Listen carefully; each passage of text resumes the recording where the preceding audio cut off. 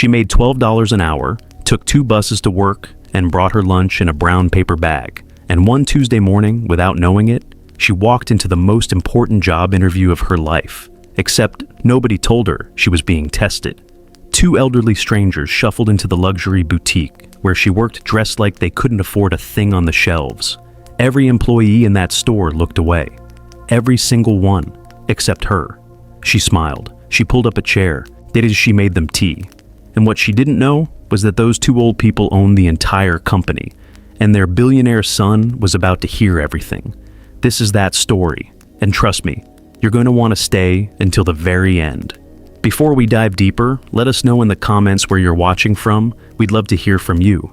And if you're new here, click on the subscribe button so you never miss any of our upcoming videos. Let me take you back to the beginning. His name was Marcus Tate, 41 years old, CEO of Tate & Sterling, a luxury retail empire that stretched across 14 states. On paper, Marcus had everything: a penthouse in Midtown Atlanta, a car collection that could fill a parking garage, board seats, magazine features, invitations to events most people would never even hear about. But if you look closer, and most people didn't, you'd see something else. Marcus ate dinner alone most nights. His phone rang constantly. But the calls were always about business, never about how he was doing, never about whether he'd eaten, never about his heart. He had dated. Of course he had. Women were drawn to him. But Marcus had learned something painful over the years, something that sat heavy in his chest like a stone he couldn't swallow. Every woman who came close to the empire first. They laughed at his jokes a little too perfectly. They agreed with him a little too quickly. They never challenged him, never pushed back, never told him when he was wrong.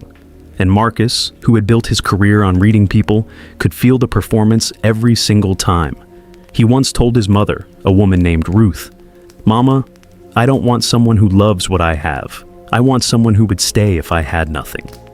Ruth listened. She always listened, and she didn't say much that night. But weeks later, she and her husband, a quiet, dignified man named James, they called Marcus on a Sunday evening and told him they had a plan. Marcus laughed at first. He thought they were joking. But when his mother explained what she intended to do, the laughter stopped. "We're going to walk into one of your stores," Ruth said, "dressed like we don't have a dime. And we're going to see how people treat us." Marcus sat in silence for a long moment. Then he said, "Which store?" Ruth smiled. "The flagship, the one on Peachtree." And that was when the test began. Now let me tell you about Ruth and James, because if you don't understand them, you won't understand this story.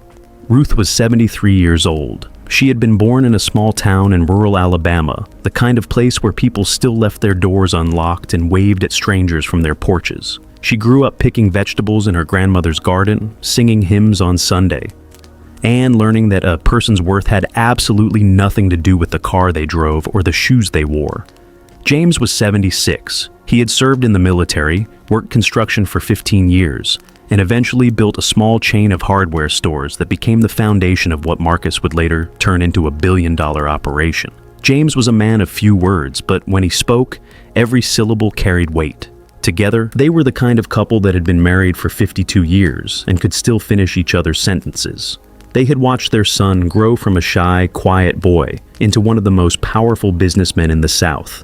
And they were proud, but they were also worried. They had watched woman after woman circle their son like he was a prize to be won, not a person to be loved. They had watched him close off, build walls, not lose the warmth that once made him the boy who would carry groceries for elderly neighbors without being asked. "We're losing him," Ruth told James one night. "Not to the world, to loneliness." James looked at her for a long time, then nodded. "So let's find out who's real." That was the night they decided. They pulled out old clothes from storage. Ruth found a worn floral dress and a pair of shoes she hadn't worn in 20 years. James put on a jacket with a frayed collar and pants that were a size too big. They looked at each other in the mirror, and for a moment, they looked like the people they had been before the money, before the empire, before any of it. "We look like us," Ruth whispered. James took her hand. "That's the whole point." And then there was Daisy Monroe, 28 years old. She had grown up in a neighborhood on the west side of Atlanta that most people drove past without looking twice. Her mother, a woman named Gloria, had raised Daisy and her younger brother alone after their father left when Daisy was 9. Gloria worked 2 jobs, one at a laundromat and one cleaning offices at night, just to keep the lights on. She never complained, she never asked for help, and she taught Daisy one thing that stuck deeper than anything she ever learned in school. Baby, how you treat people when nobody's watching is the only thing that matters. Daisy carried that sentence with her everywhere. She carried it through high school, where she was never the popular girl, but was always the one people came to when they needed someone to listen. She carried it through community college, where she studied business but couldn't afford to finish. And she carried it into the Tate and Sterling flagship boutique on Peachtree Street, Ober, where she worked as a sales associate making barely enough to cover rent. Let me be honest with you, Daisy was not living a glamorous life. She took 2 buses to get to work every morning. She brought her lunch in a brown paper bag because she couldn't afford to eat at the restaurants nearby. Her co-workers, most of whom came from wealthier families or had connections that got them hired, treated her like she was invisible. They didn't invite her to after-work drinks. They didn't include her in conversations during breaks. They spoke over her in meetings and took credit for her ideas without blinking. But Daisy never responded with bitterness. She just kept showing up, kept doing her job with care, kept treating every single customer who walked through that door like they deserved her full attention, whether they were wearing Gucci or grocery store sneakers. And that, right there, is why this story exists. Because Ruth and James didn't walk into that store looking for someone impressive. They walked in looking for someone good. November 14th. A gray, overcast Tuesday. The flagship opened at 10, and by 10:15, the floor was buzzing. Daisy was near the back, folding cashmere scarves when the front doors opened and Ruth and James walked in. 2 elderly people. Ruth is in a faded floral dress, and James was in a jacket with patches on the elbows and reading glasses held together with tape on one side. They move slowly, the way people do when their knees ache and the world has gotten faster than their bodies can keep up with. The assistant manager, a woman named Vanessa, was the first to notice. Her expression shifted, subtle but unmistakable, the kind of look that says, "You don't belong here," without a single word. She whispered something to another associate named Derek. Neither moved to greet the couple. In a store where every customer was supposed to be welcomed within 30 seconds, Ruth and James stood at the entrance for 2 full minutes before anyone acknowledged them. Think about what that feels like. To stand in a room full of people and be treated like you're not there. Think about what it does to your dignity. Ruth looked at James. James squeezed her hand. They didn't say anything, but the look that passed between them said everything. They were taking notes, silently, carefully. Every ignored glance, every turn back, every whispered comment was being cataloged by 2 people who had spent 52 years learning how to read a room. They walked through the store slowly, touching fabrics, examining displays. At one point, Ruth picked up a silk scarf and held it to the light, turning it gently in her hands. A sales associate named Brianna walked right past her without a word, then immediately turned to help a younger woman in a designer coat who had just walked in. At another point, James asked a young man at the watch counter a simple question about a display, and the young man looked at him, looked at his jacket, and said, "Those start at $3,000, sir," with a tone that made the price sound like a warning. James just nodded and walked away. They kept walking, and then they reached the back of the store and found Daisy. She saw them before they saw her. She noticed how they moved, slow, uncertain, like people who weren't sure if they were welcome. Something in her chest tightened, not pity, recognition. She had seen that look on her mother's face every time Gloria walked into a store where the staff looked at her uniform instead of her eyes. "Good morning," Daisy said, and she smiled. Not a sales smile, not a performance, a real warm smile, the kind that reaches your eyes and tells the other person, "I see you." Ruth looked at her, and something shifted behind the old woman's eyes. "Good morning, sweetheart. We're just looking around." "Take your time," Daisy said. "If you need anything at all, I'm right here. My name's Daisy." She didn't hover. She didn't push. She just made herself available because a human was in front of her who deserved to feel comfortable. Over the next 30 minutes, Daisy stayed close, but never intrusive. She offered to bring Ruth a coat in her size. She gently explained pricing to James without condescension. When James's knee buckled slightly, Daisy immediately pulled over a chair. "Please, sit down. There's no rush." James looked up at her. "Thank you, young lady. Not many people notice." "I notice," Daisy said simply, and she meant it. Meanwhile, Vanessa pulled Daisy aside and hissed, "Why are you wasting your time with them? They're not going to buy anything. Focus on the real customers." Daisy looked at her calmly. They are real customers. Everyone who walks in here is." Vanessa rolled her eyes and walked away. But Daisy went right back to Ruth and James, and she asked Ruth if she'd like a cup of tea. A cup of tea, in a luxury boutique, for a woman in a faded dress. In a world that measures people by what they carry and what they wear, offering a cup of tea to someone who looks like they have nothing is one of the most radical acts of decency there is. Ruth accepted the tea. And as she held the warm cup in her hands, she looked at Daisy with eyes that were no longer just observing. They were deciding. Ruth and James came back the next day, and the day after, and the day after that.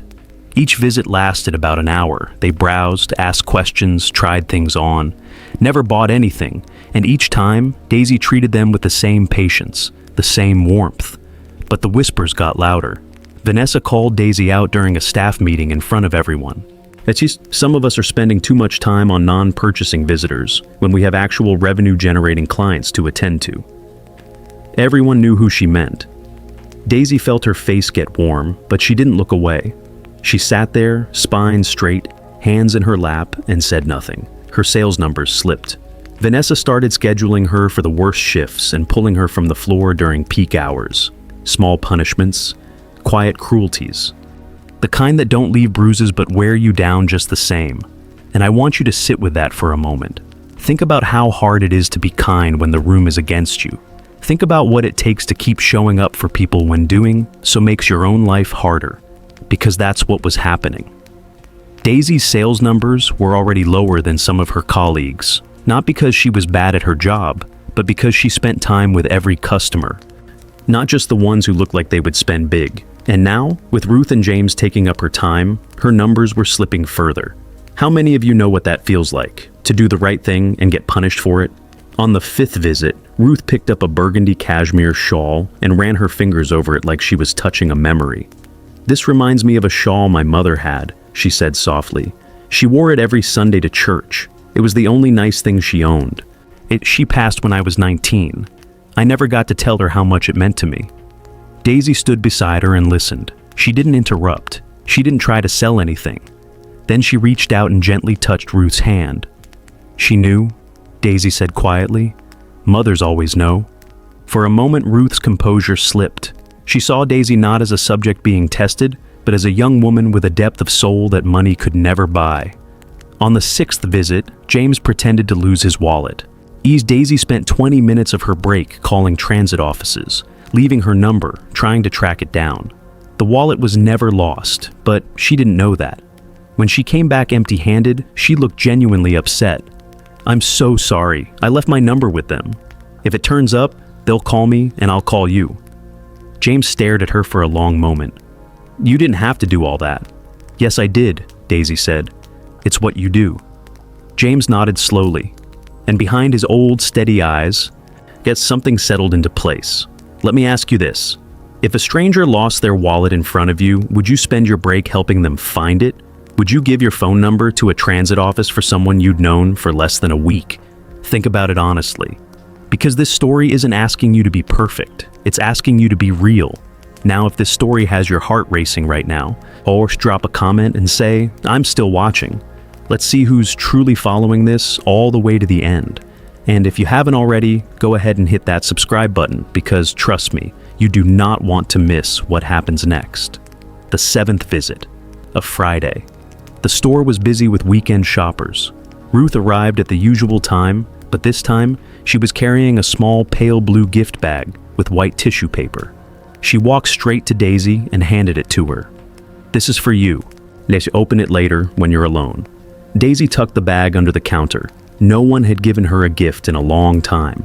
That afternoon, around 2 o'clock, the store got quiet, and then the front doors opened. The man who walked in changed the temperature of the room.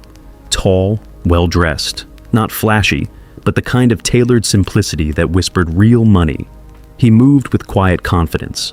Vanessa saw him from the back office and nearly knocked over her coffee. She smoothed her hair, straightened her blazer, and walked out with a smile so wide it could have been in a commercial. "Good afternoon, sir. Welcome to Tate & Sterling. How can I help you today?" The man looked at her. His face was unreadable. "I'm looking for someone," he said. His eyes scanned the store until they landed on Daisy at the back, folding sweaters. "Her," he said. And he walked straight past Vanessa without another word. Every pair of eyes in that store followed him. "Hi," he said. My name is Marcus. Can I help you with something?" Daisy asked, her voice steady but cautious. "My parents told me about you," he said quietly. "They've been coming in here for the past 2 weeks, an older couple, faded clothes." Daisy's lips parted. Her mind raced through every interaction, every cup of tea, every conversation. "That was your parents?" Marcus nodded. "My name is Marcus Tate. My parents are Ruth and James Tate, and this is their store. All of them are." The silence that followed was thick enough to touch. "Most of your colleagues failed the test," Marcus said. Daisy's eyes began to sting. "But you treated them like they mattered anyway, and that's why I'm here. Now let me tell you what was happening in the next few seconds." Vanessa stood frozen near the front. Derek looked up from his phone with his mouth slightly open. Brianna stopped mid-sentence. And every single person who had turned Ruth and James away was now watching the man they had tried to impress walk past all of them to reach the one woman they had laughed at. If there is a moment in life where the universe holds up a mirror and forces you to look, this was it. Daisy reached under the counter and opened the blue gift bag with shaking hands. Inside was a handwritten note on cream-colored stationery. The handwriting was elegant and slightly trembling. "Dear Daisy, we came into this store looking for something that cannot be bought. Kindness, patience, respect for the unseen. You gave us all three without knowing who we were. You gave an old woman tea when the world gave her turned backs. You spent your break helping a man find a wallet that was never lost. You held my hand when I spoke about my mother and told me she knew. She did. And now I know too. I know that you are the kind of woman I want in my son's life. Not because you are perfect, but because you are real. With love, Ruth." Daisy read the letter 3 times. By the second reading, the tears had started, not from sadness, from being seen, truly deeply seen by someone who was actually looking. How does that make you feel? Have you ever been in a moment where someone finally saw who you really were? Or have you ever looked past someone and didn't even realize what you missed? Sit with that for a moment, because this story isn't done. 2 days later, Tate & Sterling Corporate launched an internal review. Every staff member was evaluated not on sales numbers, but on conduct, on how they treated people who couldn't do anything for them. Vanessa was reassigned to a smaller location outside the city. She wasn't fired, but she had looked at 2 people and decided they weren't worth her time, and she had created a culture where others felt permission to do the same. Brianna left the company within a month. Derek stayed. Yeah, but something changed in him. He started greeting every customer regardless of appearance. Months later, he told a friend, "I think about those 2 old people every single day. I had the same chance Daisy had. I just didn't take it." That sentence stayed with him for years. As for Daisy, Marcus didn't sweep her off her feet in some fairy tale gesture. That's not how real life works, and that's not what this story is about. What happened was slower, quieter, more real. He invited her to dinner, not at a 5-star restaurant, at his parents' house, a modest home in a neighborhood that looked nothing like what you'd expect from Billionaires. The house still had the same furniture from 20 years ago. The kitchen smelled like collard greens and cornbread. There was a Bible on the coffee table with a cracked spine from decades of use. Daisy sat at that table with Ruth, James, and Marcus. And for the first time in years, she felt something she hadn't felt since her mother was alive. She felt like she was home. They talked for 4 hours about life, about loss, about what it means to build something that lasts, about Gloria and the sentence Daisy had carried her whole life. Ruth reached across the table and took Daisy's hand. "Your mother raised a queen, and she didn't even need a crown to prove it." Daisy cried that night, not at the table. Later, in her small apartment, sitting on the edge of her bed, Im still wearing her coat because she'd been too overwhelmed to take it off. She cried because for the first time in her adult life, someone had seen her. Not her circumstances, not her job title, her. Over the following months, Marcus and Daisy built something intentional. They went on walks in Piedmont Park. They had long phone calls past midnight. They disagreed and learned how to argue without destroying each other. Daisy finished her business degree. And Tate and Sterling funded a scholarship in her mother's name, the Gloria Monroe Scholarship, for first-generation college students. Daisy didn't just marry Marcus, she became a partner in the business, in the family, in the mission. She pushed for policies that evaluated staff on how they treated every person who walked through the door, not just revenue. You will never know who is watching you. You will never know which moment is the test. You will never know if the stranger in front of you is a CEO's mother in disguise or just an old woman who needs a kind word. And the truth is, it shouldn't matter. The way you treat people is not a strategy. It's not a performance. It's a reflection of who you are when the cameras aren't rolling. Daisy didn't pass the test because she was trying to impress everyone. She passed because kindness was built into her bones by a mother who worked 2 jobs and still had time to teach her daughter that every human being deserves to be seen. So, when was the last time you treated someone with kindness knowing there was nothing in it for you? When was the last time you offered someone a seat, a smile, a moment of your time? The test is always happening, every day, in every room. And the people who pass aren't the smartest or the loudest. They're the most human. If this story moved you, if it challenged you, if it made you think about how you show up in the world, then subscribe, because the next story we tell might just change everything. Thank you for watching. Thank you for staying until the end. Share this with someone who needs to hear it today. And remember, not every test comes with questions. Some come disguised as people.